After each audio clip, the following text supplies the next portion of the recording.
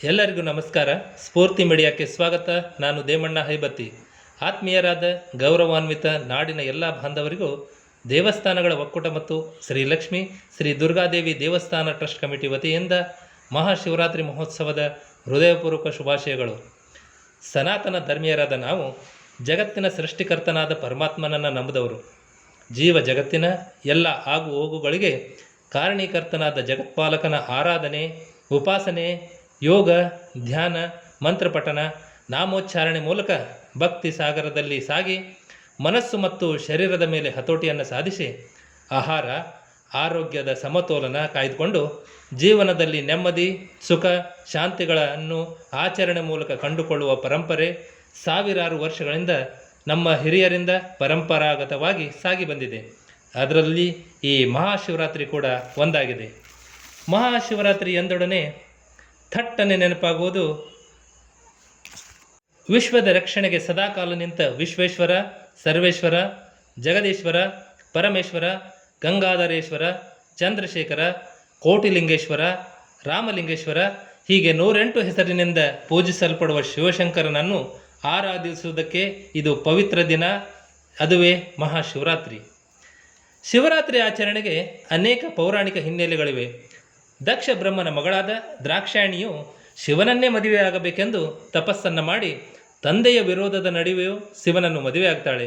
ಆ ದಿನ ಶಿಶಿರ ಋತುವಿನ ಮಾಘ ಮಾಸದ ಕೃಷ್ಣ ಪಕ್ಷದ ಚತುರ್ದಶಿಯಾಗಿತ್ತು. ದ್ರಾಕ್ಷಾಯಣಿ ಶಿವನನ್ನು ಒಲಿಸಿದ ಕಾರಣಕ್ಕಾಗಿ ಎಲ್ಲರೂ ಸಂತೋಷದಿಂದ ಸಂಭ್ರಮಾಚರಣೆಯನ್ನು ಹಗಲು ರಾತ್ರಿ ಜಾಗರಣೆಯಿಂದ ಆಚರಿಸಿದರು.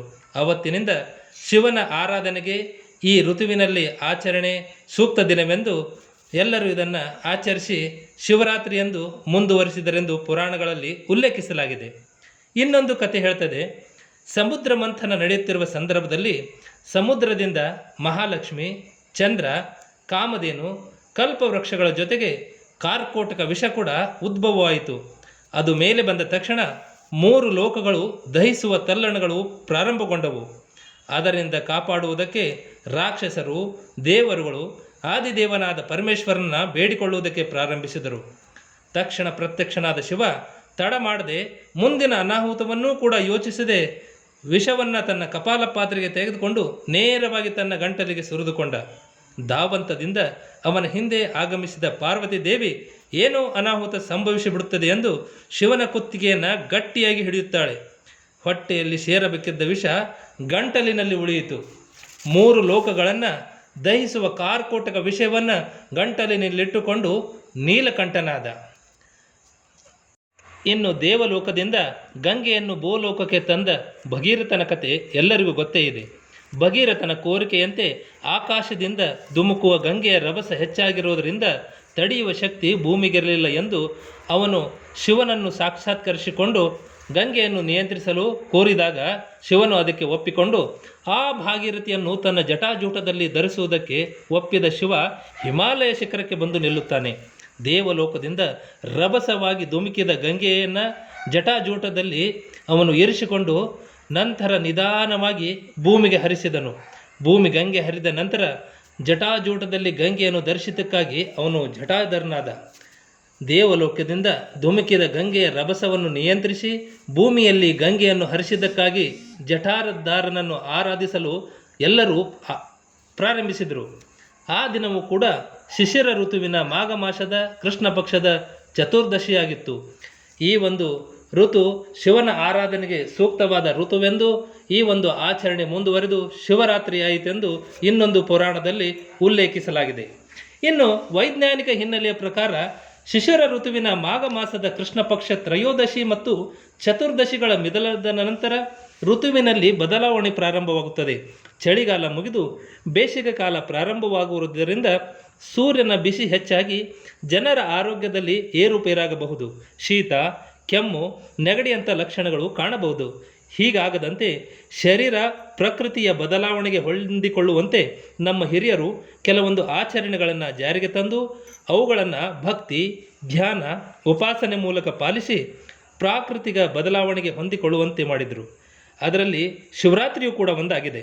ಉಪವಾಸದ ಮೂಲಕ ಶಿವನ ಆರಾಧನೆ ಮಾಡುವುದರಿಂದ ಮೋಕ್ಷ ಸಿಗುವುದೆಂದು ಪುರಾಣಗಳಲ್ಲಿ ಉಲ್ಲೇಖಿಸಲಾಗಿದೆ.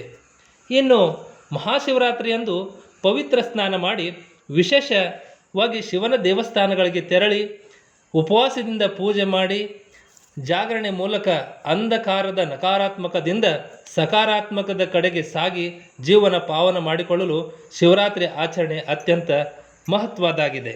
ಇನ್ನು ನಮ್ಮ ದಕ್ಷಿಣ ಭಾರತದ ಪವಿತ್ರ ದೇವಸ್ಥಾನಗಳಂದರೆ ದಾರ್ಶನಿಕ ಸ್ಥಳಗಳು ವಿಶೇಷವಾಗಿ 12 ಜ್ಯೋತಿರ್ಲಿಂಗಗಳು, ಸಾವಿರಾರು ಶಿವನ ದೇವಾಲಯಗಳು, ದಕ್ಷಿಣ ಭಾರತದ ರಾಮೇಶ್ವರ, ಮಂಜುನಾಥೇಶ್ವರ, ಕೋಟೇಶ್ವರ, ಮಹಾಬಲೇಶ್ವರ. ನಮ್ಮ ಹೆಮ್ಮೆಯ ಉತ್ತರ ಕನ್ನಡ ಜಿಲ್ಲೆಯ ವರ್ಷಕ್ಕೊಮ್ಮೆ ಶಿವರಾತ್ರಿಯಂದೇ ದರ್ಶನ ಭಾಗ್ಯ ಸಿಗುವ ಯಾಣ ವಿಶೇಷವಾಗಿದೆ. ಅದೇ ರೀತಿ ನಮ್ಮ ತೇರ್ಗಾಂವ್ ಗ್ರಾಮದ ಪುರಾತನ ಕಾಲದ ರಾಮಲಿಂಗೇಶ್ವರ ದೇವಸ್ಥಾನವಿದ್ದು ಮಹಾಶಿವರಾತ್ರಿಯಂದು ಜಾಗರಣೆ ಮೂಲಕ ವಿಶೇಷ ಪೂಜೆ ನಡೆಯುತ್ತದೆ. ಇಲ್ಲಿ ಕೆಲವು ಭಕ್ತರು ಮುಂದಾಳತ್ವವನ್ನು ವಹಿಸಿ ಪೂಜೆ ಅಭಿಷೇಕ ಕಾರ್ಯಕ್ರಮವನ್ನು ನಡೆಸಿಕೊಡುತ್ತಾರೆ. ಎಲ್ಲರಿಗೂ ಮತ್ತೊಮ್ಮೆ ಮಹಾಶಿವರಾತ್ರಿಯ ಹಾರ್ದಿಕ ಶುಭಾಶಯಗಳನ್ನು ತಿಳಿಸುತ್ತಾ ನನ್ನ ಮುಂದಿನ ವಿಡಿಯೋವನ್ನು ನೋಡಲು ನನ್ನ ಚಾನಲನ್ನು ಸಬ್ಸ್ಕ್ರೈಬ್ ಮಾಡಿ ಅಂತ ಹೇಳ್ತಾ ಮತ್ತೊಮ್ಮೆ ನಮ್ಮೆಲ್ಲರಿಗೂ ನಮನವನ್ನು ಸಲ್ಲಿಸ್ತೇನೆ. ಹರ ಹರ ಮಹಾದೇವ್.